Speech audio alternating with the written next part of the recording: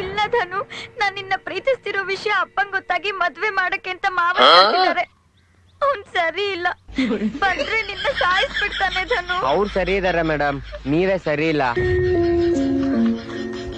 ನಾನ್ ನಿಮ್ಗೆ ಅವತ್ತೇ ಹೇಳ್ದೆ, ಈ ಪ್ರೀತಿ ಗೀತಿ ಎಲ್ಲ ಏನು ಆಗಲ್ಲ, ನಮ್ಗೂ ನಿಮ್ಗೂ ಎಲ್ಲಿಂದ ಎಲ್ಗೆ ಅಂತ. ನನ್ ಮಾತ್ ಎಲ್ ಕೇಳ್ತೀರಾ? ಪ್ರೀತಿ ಮಾಡೋದೇ ತಪ್ಪು ಅಂತಾರೆ, ಅಂತದ್ರಲ್ಲಿ ನೀವ್ ಈ ಚಪ್ಲಿಯಲ್ಲಿ ಒಂದ್ ಪ್ರೀತಿ ಮಾಡ್ತೀನಿ ಅಂತೀರಾ.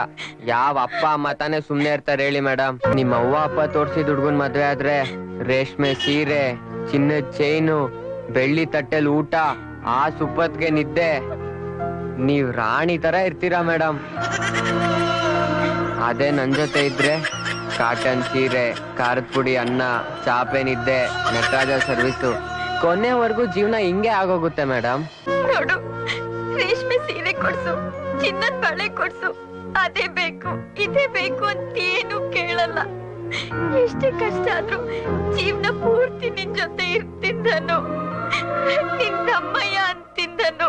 ಪ್ಲೀಸ್ ನನ್ನನ್ನೆಲ್ಲಾದ್ರೂ ಕರ್ಕೊಂಡು ಹೋಗ್ಬಿಡು. ನೀನಿಲ್ಲ ಅಂದ್ರೆ ನನ್ ಸತ್ತೋಗ್ಬಿಡ್ತಿದ್ದನು. ಪ್ಲೀಸ್ ಕಣೋ, ನನ್ನ ಅರ್ಥ ಮಾಡ್ಕೊಳ್ಳೋ. ಸುಮ್ನೆ ಮನೆಗೆ ಹೋಗಿ ಮೇಡಮ್. ಧನು, ಕೈ ಬಿಡು ಮಾವ.